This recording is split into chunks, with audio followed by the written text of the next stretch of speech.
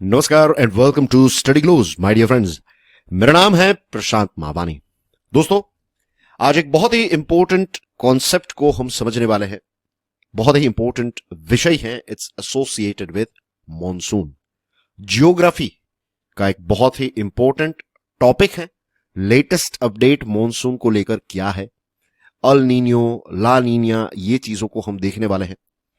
और दोस्तों, आज की जो हमारी डिस्कशन है, इससे आपको यह पता चलेगा कि अगर आपका जो बेसिक सब्जेक्ट है जियोग्राफी, अगर जियोग्राफी में आपकी अच्छी पकड़ है तो आज की सारी चीजें आपको बहुत ही इजीली समझ में आ जाएगी।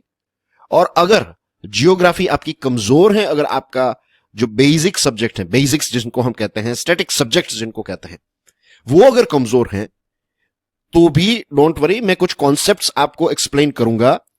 लेकिन अगर ये सब्जेक्ट आपका कमजोर है, अच्छी ग्रिप नहीं है, देन आज का लेक्चर जो है ना, it's going to be an eye opener for you.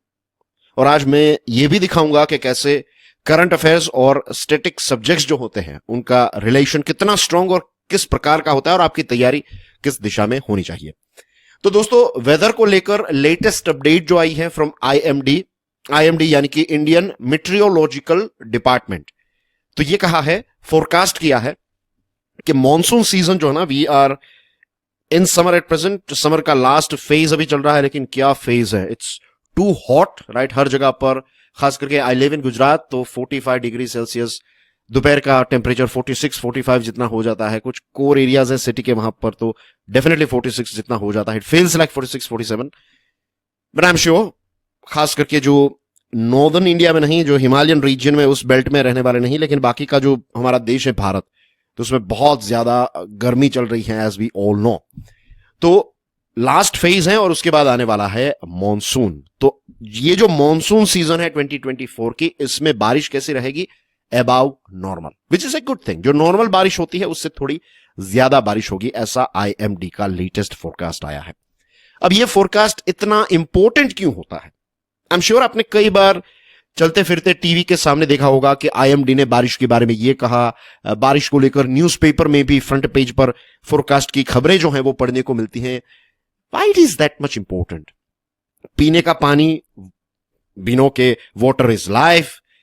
पानी से सारी चीजें ऑपरेट होती हैं, जीवन चलता है, जीवन का चक्र जो है वो चलते रहता है। लेकिन इतना ही नहीं, हमारे देश की बात करें, भारत की इकोनॉमी की बात करें, तो आज भी ज्यादातर लोग हमारे देश के जो हैं वो खेती बाड़ी के साथ जुड़े हुए हैं। तो बारिश अच्छी होगी यानी कि फसल अच्छी होगी। फसल अच्छी होगी तो जो रूरल इकोनॉमी है उसमें थोड़ी समृद्धि हमें देखने को मिलेगी। कुछ पैसे जो है वो किसान के हाथ में आएंगे। जब किसान के हाथ में पैसे आएंगे लेट्स से, तो वो एक स्प्लेंडर खरीदेगा, एक बाइक खरीदेगा फॉर एग्जाम्पल। अब ये बाइक कहां पर बनी है? अर्बन एरिया में बना है। जब किसान के पास पैसा आएगा तो वो साबुन, तेल, बहुत सारी ऐसी चीजें जो है वो खरीदा, एयर कंडीशन लगवाएगा, शायद ट्रैक्टर खरीदेगा। और ये सारे प्रोडक्ट्स जो हैं ये अर्बन एरिया में बनते हैं। पैसे कहां पर आए? रूरल एरिया में। तो रूरल से अर्बन, अर्बन से रूरल, पूरी इकोनॉमी जो है उसको एक बूस्ट मिल जाता है जब अच्छी बारिश होती है। तो ये बहुत ही ब्रीफली मैं आपको ये कॉन्सेप्ट समझा रहा हूं। और हमारे देश में देखिए, सदर्न स्टेट्स की बात करें, फॉर एग्जांपल तमिलनाडु की बात करें, तो बाकी के देश में जब विंटर होता है उस समय पर तमिलनाडु में बारिश की सीजन भी होती है, राइट। जैसे साउथ वेस्ट मॉनसून है, वैसे तमिलनाडु जो है उसका नॉर्थ ईस्ट मॉनसून भी रहता है। लेकिन ज्यादातर देश की बात करें, मेजोरिटी की बात करें, तो जो फसल की सीजन है जुलाई से लेकर अगस्त का जो टाइम है, उसमें फार्मिंग की एक्टिविटीज काफी ज्यादा बढ़ जाती है। क्योंकि ये जो महीने हैं जुलाई अगस्त के, इसमें मैक्सिमम रेनफॉल, जनरली पूरा देश जो है वो इसमें कवर हो जाता है when it comes to rainfall. तो इकोनॉमी पर इसकी डायरेक्ट इंपैक्ट है। अब दोस्तों, again we are at the very very basic thing we are talking about. इससे धीरे धीरे हम अल नीनियो, ला नीनिया की तरफ आगे बढ़ने वाले हैं। आज के डिस्कशन का लगभग 20%, 25% मैंने इस बेसिक्स में ही इन्वेस्ट किया है। तो एलपीए निकाला जाता है, लॉन्ग पीरियड एवरेज। अभी जो करंट एलपीए यूज किया जाता है बाय आईएमडी, दैट इज 1971 से लेकर 2020, ये लेटेस्ट है। 2022 से ये बदलाव किया। तो ये 1971 से 2020 का जो LPA लॉन्ग पीरियड एवरेज कितना है 86.8 सेंटीमीटर। आप इसको याद रखिए 87 centimetre, right. 87 centimetre is the आंकड़ा that you have to remember. तो ये हमारे देश की लॉन्ग पीरियड एवरेज है कि मॉनसून, साउथ वेस्ट मॉनसून का जो समय है जून जुलाई अगस्त सितंबर, तो इस समय में ऑन एन एवरेज कितनी बारिश होती है 87 सेंटीमीटर। ये पूरे देश की एक एवरेज निकाली है और पिछले इतने सालों की एक एवरेज निकाली गई है, ठीक है। So this is the LPA। तो अबाव नॉर्मल मॉनसून का फोरकास्ट किया है। दूसरी जो अपडेट है, अब यहां से हम डीपर जा रहे हैं। रेडी? कुर्सी की पेटी बांध लीजिए, we are going bit deeper into it. दूसरी जो अब इंपॉर्टेंट अपडेट दी है IMD ने वो ये है कि जो अल नीनियो कंडीशन है उसकी जो ताकत है, अल नीनियो कंडीशन की ताकत कमजोर हुई है since the beginning of this year. 2024 की जब से शुरुआत हुई तब से अल नीनियो की ताकत कमजोर हुई है। तो दोस्तों ये अल नीनियो का विड्रोवल जो है वो ये क्या है, या फिर ला नीनिया जो है इसका ऑनसेट जब होता है तो ये क्या है, ये चीजें आज हम समझने वाले हैं। लेकिन उसके लिए हमें इस जगह से गुजरना ही पड़ता है। अब अल नीनियो ला नीनिया की बात करते हैं। देखिए ये दोनों जो हैं अल नीनियो और ला नीनिया, अल नीनियो का मतलब क्या होता है, अल नीनो कोई इसको कहते हैं, अल नीनियो कहते हैं, बेसिकली ये स्पेनिश वर्ड है, स्पेनिश शब्द है। और अल नीनियो का मतलब होता है छोटा लड़का, लिटिल बॉय, राइट। तो ये ओशियन, समंदर और एटमॉस्फेयर के बीच में जो इंटरैक्शन होता है उसकी वजह से जो फिनोमिना होता है इसको हम अल नीनियो और ला नीनिया कहते हैं। ये दोनों चीजें जो हैं, दोनों, भले ही यहां पर अल नीनियो लिखा हो लेकिन अल नीनियो और ला नीनिया दोनों ओशियन एटमॉस्फेयर इंटरैक्शन से ये फिनोमिना क्रिएट होता है। ये क्लाइमेट फिनोमिना है, ठीक है। और ला नीनिया जो है इसका मतलब है छोटी बच्ची हो यस, इसका मतलब होता है छोटी बच्ची, ला नीनिया छोटी लड़की, right, to be precise. Again Spanish little girl. तो एक तो चीज ये हो गई कि ये जो दोनों चीजें हैं, दिस इज ओशियन और एटमॉस्फेयर के बीच में होने वाली एक इंटरेक्शन। तो बेसिकली बहुत ही लेमन्स लैंग्वेज में बात करूं तो समंदर का जो पानी है और हवा जो है, इन दोनों के बीच में जो इंटरेक्शन होता है इसकी वजह से कुछ होता है। तो अल नीनियो और ला नीनिया दोनों इसकी वजह से पैदा होते हैं। और जो टेम्परेचर है पानी का, खास करके सेंट्रल और ईस्टर्न ट्रॉपिकल पैसिफिक ओशियन, जो प्रशांत महासागर है उसका जो सेंट्रल और ईस्टर्न ट्रॉपिकल पोर्शन है ना, वहां पर टेम्परेचर जो है वो पानी का बढ़ता है, कम होता है। तो इसकी वजह से ये अल नीनियो और ला नीनिया जैसी चीजें हमें देखने को मिलती हैं। अब इसकी इफेक्ट क्या है, ये पूरी दुनिया के वेदर को डायरेक्टली इनडायरेक्टली प्रभावित करती है, दोनों चीजें, अल नीनियो और ला नीनिया। और यहां से पता चलता है दोस्तों कि बेसिक्स अगर आपके अच्छे हैं तो you can understand all these things के जो हमारी पृथ्वी है इसका ईस्ट वेस्ट रोटेशन जो है, इसकी वजह से जो हवाएं चलती हैं तो हवाओं जो है, हवाओं का एक डायरेक्शन हो जाता है, राइट। एक खास पैटर्न से, एक खास लाइन में हवा जो है, एक डायरेक्शन में हवाएं जो है वो आगे बढ़ती है। और as you all know there is a thing called Coriolis effect. Coriolis effect का एक डेमोन्स्ट्रेशन चाहिए आपको। आप अपने नजदीक के किसी भी पार्क में चले जाइए, उसमें जो मेरी गो राउंड है, ऐसा गोल होता है ना जहां पर, यहां पर बच्चे बैठ जाते हैं, आप भी बैठ सकते हैं, इट्स नॉट लाइक हम सब बैठे हैं इसमें। तो लेट्स से यहां पर 4 सीट्स हैं और फिर कोई ऐसा है जो इसको घुमा रहा है, गोल गोल घुमाता रहेगा। तो ये जो एक मेरी गो राउंड जिसको कहते हैं, और आप चाहे तो आप यूट्यूब पर भी इसको देख सकते हैं, राइट। आप मींस मेरी गो राउंड आप लिखना एंड उसके साथ कोरियोलिस इफेक्ट लिख देना and you will come to know what I am talking about. तो ये बेसिक चीज है। तो उसमें अगर आप गोल गोल घूम रहे हैं एक जगह पर बैठे और आपका दोस्त आपके एग्जैक्ट सामने है और आपके हाथ में बॉल है और ये मेरी गो राउंड फुल स्पीड में घूम रहा है, और अगर आप ये बॉल आपके दोस्त के एग्जैक्ट सामने है और आप उसकी तरफ फेंकेंगे, डू यू थिंक कि ये बॉल जो है, ये राउंड जो है, यहां पर लेट्स से आप हैं, यहां पर आपका दोस्त है, तो अगर आप ये बॉल जो है ये घूम रहा है और इसी समय पर आप ये बॉल इस डायरेक्शन में फेंक रहे हैं, डू यू थिंक कि ये बॉल डायरेक्टली, नॉर्मली क्या होता है कि आपका दोस्त यहां पर है, आप यहां पर है और आपने बॉल यहां से यहां फेंका तो बॉल जो है वो डायरेक्टली यहां पर ही जाएगा।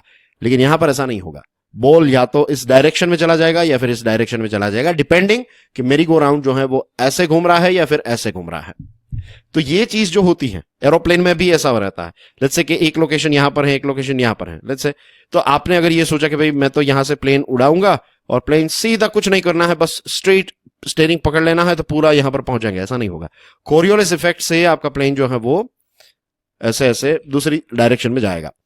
Not going too much into detail, क्योंकि अभी हमें अल नीनो ला नीनिया समझना है, लेकिन दिस इज द थिंग, ये पता चला ना, ये बेसिक, ये Coriolis effect is not something कि आपको जियोग्राफी में पीएचडी करनी है, आप एनसीईआरटी में भी इसको अच्छी तरीके से समझ और पढ़ पाएंगे। तो दिस इज द ताकत ऑफ स्टेटिक सब्जेक्ट, जब उसकी एक अच्छी पकड़ होती है तो करंट अफेयर्स में जो चीजें आती है, it's not just about geography, history, basic science, सारी चीजों पर आपकी गहराई से एक पकड़ बनती है, क्योंकि आपको उसके बेसिक्स के बारे में पता है। तो जो ट्रेड विंड्स रहती हैं, अब जिनको ये थोड़ा स्ट्रॉन्ग लग रहा है या फिर डिफिकल्ट लग रहा है, तो आपको समझना है कि ये लेक्चर जो है it is not that complex, ये बहुत ही इजी लेक्चर है, इजी डिस्कशन है, लेमेन्स लैंग्वेज में ही बातें हो रही हैं, बस कॉन्सेप्ट्स पता नहीं है। तो आपको क्या करना है, वीडियो को पॉज करके, भले ही 2 दिन के बाद आप इस वीडियो को देखो, लेकिन इस वीडियो को यहां पर रोक दो और ये कोरियोलिस इफेक्ट क्या है, विंड कैसे काम करती है, एयर से विंड, ये सारी चीजों को समझ ले आप। तो ट्रेड विंड्स जो होती हैं, ये क्या होता है, ये वेस्टवर्ड की तरफ बढ़ती है, खास करके इक्वेटर की तरफ आप जाएंगे तो देखिए इसका एक एग्जांपल यहां पर है। तो you will find this thing कि ये जो इक्वेटर वाला बेल्ट है पूरा, यहां पर देख रहे हैं ना, दिस इज, लेट मी, ये इक्वेटोरियल बेल्ट है, ठीक है।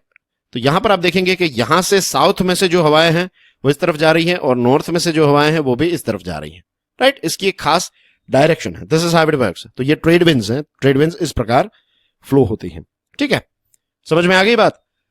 अब दोस्तों, नॉर्मल समय पर क्या होता है कि जो साउथ अमेरिका से जो हवाएं हैं, दे आर हेडिंग टूवर्ड्स, इस तरफ हवाएं जा रही है, राइट। अब ऊपर से let me draw it like this. तो ये साउथ अमेरिका है और ये एशिया है इस तरफ। तो हवाएं जो हैं वो क्या, और ये पूरा पानी है पैसिफिक ओशियन का, तो हवाएं जो हैं वो इस तरफ फ्लो हो रही हैं, ठीक है। मैं आपको मैप में भी दिखाऊंगा, don't worry about it, we have a very good infographic. और जब ऊपर का लेट्स से ये एक बड़ी सी पानी की टंकी है, राइट, ये इसमें पानी भरा हुआ है लेट्स से, और अब आपने क्या किया, आपने एक फैन जो है, एक पंखा लगा दिया यहां पर, this is sort of weird पंखा, लेकिन ये पंखा है, और आपने पंखा चालू किया तो क्या होगा, ऊपर का जो पानी है ना उसमें तरंगे ऐसी पैदा होगी, और ये जो पानी है वो इस तरफ जाने लगेगा। तो जब ये ऊपर का पानी इस तरफ जाएगा तो नीचे का जो पानी है उसको ऊपर आने का मौका मिलेगा, क्योंकि यू आर नॉट एडिंग और सब्ट्रैक्टिंग वाटर, आप जस्ट पानी को एक जगह से दूसरी जगह, ऊपर वाला पानी इधर जा रहा है तो फिर नीचे का पानी ऊपर आएगा, दिस इज कॉल्ड अपवेलिंग, ठीक है। अब देखिए अल नीनियो के समय पर क्या होता है।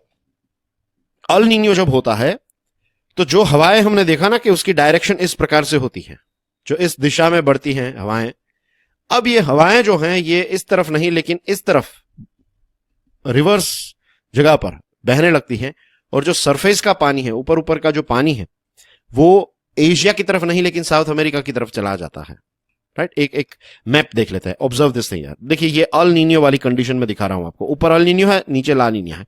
यहां पर देख सकते हैं दिस इज इंडिया हियर, फिर यहां पर आएंगे तो ये इंडोनेशिया के टुकड़े हैं, यहां पर फिलीपींस एंड थिंग्स, राइट, ठीक है। और यहां पर देखिए ये अमेरिका, ये कनाडा है, दिस इज यूएसए, और यहां पर पैनामा एक्सेट्रा, और ये साउथ अमेरिका है। तो अल नीनियो के समय पर क्या होता है, जो हवाएं पहले ऐसे फ्लो होती थी, इस तरफ नॉर्मली जाती थी हवाएं, ये रिवर्स हो गई, तो ऊपर का जो गर्म पानी है वो किस तरफ इकट्ठा होने लगा, साउथ अमेरिका की तरफ इकट्ठा होने लगा, राइट। और ला नीनिया में क्या होता है, चीजें रिवर्स हो जाती हैं, ये जो हवाएं इस तरफ बहती हैं ये थोड़ी और ज्यादा स्ट्रांगली बहने लगती है, तो इससे क्या होगा कि जो सारा गर्म पानी है वो यहां पर एशिया की तरफ आ जाएगा, और यहां पर अपवेलिंग की वजह से ठंडा पानी जो है वो इस तरफ आ जाएगा। ये पूरा ब्लू में जो है वो ठंडा पानी है, रेड में जो है that is of course warm water, ठीक है। So far so good, discussion थोड़ी डीपर और it's going to be bit lengthy, क्योंकि we are understanding a very important concept. मैंने आपको ला नीनिया का ऑलरेडी बता दिया कि इसमें ग्रेटर अपवेलिंग होती है, तो ठंडा पानी जो है यहां पर, ये वाला अगर कोई आपको पूछे कि अल नीनियो में अपवेलिंग होती है, जी हां, ज्यादा नहीं, बहुत कम, लेकिन ला नीनिया में अपवेलिंग बहुत ज्यादा होता है, ठीक है, as you can clearly see here. तो यहां पर गर्म पानी पूरा इस तरफ स्प्रेड हो गया, और जो just sec, right, here we go. तो यहां पर देखिए आप, गर्म पानी जो है वो पूरा इस तरफ यहां पर स्प्रेड हो गया है, और इसमें ला नीनिया में गर्म पानी जो है वो इस तरफ हो गया। अब ये गर्म पानी यहां पर है या फिर यहां पर है, इसकी इंपैक्ट होती है, क्या होती है? We are going to talk about that in today's discussion and that's what we are doing. अब क्लाइमेटोलॉजी के पॉइंट ऑफ व्यू से अगर देखें तो ये अल नीनियो और ला नीनिया जो हैं, they are opposite phases of what is collectively called, collectively इसको अल नीनियो सदर्न ऑस्किलेशन कहा जाता है, एंजो साइकिल। तो ये एंजो साइकिल का एक तरफ है अल नीनियो और दूसरी तरफ है ला नीनिया। दूसरी एक और चीज याद रखिए, इसमें सिर्फ ये एंजो साइकिल में दो चीजें नहीं है, इसमें एक और चीज है, that is called a neutral phase. Neutral phase भी होता है अल नीनियो से ला नीनिया की तरफ तुरंत ऐसा नहीं है कि अल नीनियो से डायरेक्ट ला नीनिया, अल नीनियो से न्यूट्रल फेज और न्यूट्रल फेज के बाद ला नीनिया, इस प्रकार से चीजें होती है। दूसरी एक चीज, अल नीनियो जो है, अल नीनियो की events are far more frequent than La Nina, और 2 से 7 सालों के अंदर once every 2 to 7 years we find Enzo conditions get interrupted by either L Niño या फिर ला नीनिया। और जो ला नीनिया कंडीशन है ये 2020 से 2023 तक चल रही थी। उसके बाद क्या हुआ? उसके बाद धीरे धीरे करके अल नीनियो जो है उसकी शुरुआत हो गई। अभी जो ऑनगोइंग इवेंट है इसकी शुरुआत लास्ट ईयर, अल नीनियो अभी चल रहा था या फिर चल रहा है इनफैक्ट, और ये जून लास्ट ईयर 2023 में ये ऑनसेट हो गया, और जून 2024 में न्यूट्रल एंजो कंडीशन जो है वो एस्टैब्लिश हो जाएगी। यानी कि अब ये जो स्टार्टिंग में हमने देखा ना कि आईएमडी ने कहा कि El Niño is getting weaker, starting से ही वीक होने लगा था, जून में न्यूट्रल एंजो, और उसके बाद अगस्त से ला नीनिया की कंडीशन जो है वो स्टार्ट हो जाएगी। अब दोस्तों ला नीनिया की जो कंडीशन है वो स्टार्ट हो जाएगी तो इसकी कोई एक इंपैक्ट हमें देखने को मिलेगी ना, खास करके हमारे देश भारत के बारे में अगर हम बात करें तो क्या होगी इसकी इंपैक्ट? तो इसकी इंपैक्ट ये होगी, नाउ पे अटेंशन, जो हमारा ईस्ट इंडिया है और नॉर्थ ईस्ट इंडिया है उनको अगर हम छोड़ दे तो बाकी सारे देश में नॉर्मल से अबाव नॉर्मल सीजनल रेनफॉल होने वाला है। ईस्ट और नॉर्थ ईस्ट इंडिया को छोड़कर सारी जगहों पर बहुत अच्छी बारिश होगी। इसके साथ ला नीनिया ईयर्स जब होते हैं तब थंडरस्टॉर्म्स के चांसेस जो है वो भी काफी, इंसिडेंट्स काफी ज्यादा बढ़ जाते हैं। लेकिन एक और चीज यहां पर याद दिलाना चाहूंगा, पे अटेंशन, जो मैंने आपको कहा ना ईस्ट और नॉर्थ ईस्ट उसमें रेन डेफिसिट होगा नहीं, वहां पर भी बारिश होगी लेकिन बाकी जगहों पर थोड़ी ज्यादा बारिश होगी। बस ये चीज आपको समझनी है। हो सकता है कि आज की डिस्कशन जो है वो आपको एक बार नहीं 2 बार 3 बार भी देखनी पड़े, या फिर कुछ ऐसे सेक्शंस हैं जो आपको 2-3 बार देखने पड़े। Don't worry about it, it happens, it's a good thing, you are trying to get deeper into it. तो अगर आपको आज की डिस्कशन या फिर इसके कुछ पॉइंट्स 1-2 बार फिर से रिपीट करने पड़े तो feel free to do it, right, you are doing good. Impact on the world, देश की ऊपर इंपैक्ट क्या होगी वो हमने समझ लिया। बेसिकली हमारे देश में जब ला नीनिया होती है तब देश में अच्छी बारिश होती है। अब दूसरे देशों की बात करें, खास करके जो पड़ोस के देश है when it comes to Asia, तो फिलीपींस, इंडोनेशिया, मलेशिया, ऐसे कुछ देश हैं जहां पर अच्छी बारिश होगी ड्यूरिंग ला नीनिया। रही बात नॉर्थ अमेरिका की, जो नॉर्थ अमेरिका का सदर्न रीजन है वहां पर विंटर्स जो हैं ये थोड़ी ज्यादा, मींस वहां पर विंटर का टेम्परेचर उतना कम नहीं होगा, और ये सारी चीजों की वजह से वहां पर सूखा पड़ता है, ड्राउट सिचुएशन क्रिएट होती है। नॉर्थ अमेरिका की बात करें, जो कनाडा है और इसके साथ साथ जो यूनाइटेड स्टेट्स का नॉर्थ वेस्टर्न जो कोस्ट है वहां पर हेवी रेनफॉल और फ्लडिंग जैसे सिचुएशन हमें देखने को मिलती है when we find La Niña condition. और southern Africa, pay attention, we are not talking about South Africa, we are talking about southern Africa, जो एक अफ्रीका कॉन्टिनेंट है उसके जो सदर्न पोर्शन है पूरा, तो वहां पर बारिश जो नॉर्मली होती है उससे कई गुना ज्यादा बारिश होती है, और ईस्टर्न अफ्रीका में बिलो एवरेज बारिश होती है। तो कुछ ऐसी जगह है जहां पर बारिश ज्यादा होगी, कुछ ऐसी जगह है जहां पर बारिश कम होगी। एंजो की बात करें तो एक और चीज, अटलांटिक ओशियन में ये जो एंजो कंडीशन है उसकी वजह से हरिकेन्स काफी ज्यादा हो जाते हैं, हरिकेन्स की एक्टिविटी काफी ज्यादा बढ़ जाती है, ये भी चीज आप याद रखिएगा। ऑल्सो ला नीनिया जो है इसकी वजह से हरिकेन्स की एक्टिविटी बढ़ जाती है, right, that's what I was trying to tell you anyways. उसका एक एग्जांपल भी है, if you will see the year 2021, और मैं बात कर रहा हूं 2021 में अटलांटिक ओशियन की, तो यू विल फाइंड कि अटलांटिक ओशियन में रिकॉर्ड ब्रेकिंग हरिकेन्स 30 जितने हरिकेन्स देखने को मिले थे इन द ईयर 2021, और उस समय पर क्या था, ला नीनिया ईयर था। सो ला नीनिया की वजह से हरिकेन एक्टिविटीज बढ़ जाती है। ठीक है, तो ये थी अल नीनियो ला नीनिया के साथ जुड़ी हुई मोस्ट इंपॉर्टेंट बातें। अब एक last phase, we all know we are going through climate change. इसके बारे में हम इससे पहले भी डिस्कशन कर रहे थे। तो देखिए दोस्तों, अल नीनियो जो है, अल नीनियो की वजह से साउथ वेस्ट मॉनसून का जो रेनफॉल है ये दब जाता है, सप्रेस हो जाता है, और टेम्परेचर्स काफी ज्यादा हो जाते हैं और इंटेंस हीट वेव्स हमें देखने को मिल रही है। जो अभी मैंने बताया ना कि अभी जो 2024 का जो समर चल रहा है, it is very intense. One of the reason is El Nino की इफेक्ट जो है वो अभी चल रही है। देखा, the reason we are not able to sustain, या फिर the reason we are not able to handle the heat of summer 2024 is because of the El Nino condition. Result आपके सामने है, प्रैक्टिकली डेमोन्स्ट्रेट करने की कोशिश की है मैंने यहां पर। स्टार्टिंग में जो मैंने आपको बताया ना कि धीरे धीरे अब ये फेज आउट होगा, और फिर अगस्त के समय पर क्या होगा, अगस्त में फिर ला नीनिया की इफेक्ट हमें देखने को मिलने लगेगी। राइट, अभी न्यूट्रल फेज जो है वो धीरे धीरे स्टार्ट हो चुका है।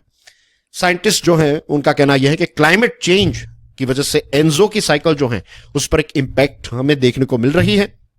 और साइंटिस्ट ने यह भी बताया है कि जो पैसिफिक ओशन है इसमें जो टेम्परेचर है ये काफी ज्यादा बढ़ने लगा है, तो इसकी वजह से अल नीनियो की इवेंट्स जो हैं वो काफी ज्यादा ट्रिगर होगी। एक ऑर्गेनाइजेशन है वर्ल्ड मेट्रियोलॉजिकल ऑर्गेनाइजेशन, इसने भी कहा है कि क्लाइमेट चेंज की वजह से ये जो एक्सट्रीम वेदर और क्लाइमेट इवेंट्स हैं, those that are linked with El Nino and La Nina, तो इनकी इंटेंसिटी और इनकी फ्रीक्वेंसी काफी ज्यादा बढ़ने वाली है, अफेक्ट होने वाली है। जाने से पहले दोस्तों, वे सारे सिंसियर स्टूडेंट्स के लिए एक प्रश्न है, ये WMO जो है इसका हेडक्वार्टर कहां पर है बताइए। थोड़ा इसको आपको खुद रिसर्च करना है। And one more thing that I would like to add here is, इससे पहले की डिस्कशन में भी मैंने एक प्रश्न पूछा था कि मुझे एक लाइन के अंदर आंसर बताइए। कल मैं कमेंट्स पढ़ रहा था एंड आई चेक्ड, सिर्फ एक ही स्टूडेंट ने उसका आंसर दिया। आप सारे लोगों ने वो चीजें सुनी, लेकिन एक्शन जो है वो सिर्फ एक ही बंदे ने ली। The reason is there is a knowledge action gap. सबसे बड़ा जो डिफरेंस है विनर्स और लूजर्स के बीच में, that is because of knowledge action gap. हमें पता है what is right thing to do for us, लेकिन कितने लोग जो पता है उस चीज को इंप्लीमेंट करते हैं। वी ऑल नो के doing a bit of yoga, doing a bit of exercise is good for our health, लेकिन how many of you do exercise on regular basis, और maybe 4 days a week? We all know कि भाई रात को time पर सो जाने से it's good for our health. But so see, there are so many things I can go on. I'm not complaining, I'm just reporting कि देखिए, ये खुद आप देखिए, this is a knowledge action gap. तो जो WMO का क्वेश्चन मैंने आपको पूछा, इससे पहले का जो लेक्चर है उसमें जो क्वेश्चन पूछा था, उसके पीछे एक रीजन है। There is a reason I ask a question. कि आप सर्च करेंगे, you will go a bit deeper, और जब आप चीजें टाइप करेंगे, कॉपी पेस्ट नहीं टाइप करेंगे, तो वो चीजें आपको लंबे समय तक याद रहेगी। इंपॉर्टेंट चीजों पर जब प्रश्न पूछे जाते हैं और एग्जामिनेशन में जब इसी विषय पर क्वेश्चन आएगा, देन यू विल रियलाइज कि ओ ये तो मैंने कमेंट सेक्शन में दिया था, ये तो मुझे बिल्कुल पता है। This is the reason I ask this sort of questions and I ask you guys to take action. बाकी you know what to do. So dear friends, I have created a course. इसका नाम है Limitless Leadership. It is available on Study Glow's website. Website की link आपको comment section में मिल जाएगी, and do check out my YouTube channel Curiously Education. So that's everything from my side. I will see you soon with some more interesting topics. Till then, enjoy your studies. God bless you all. Jai Hind.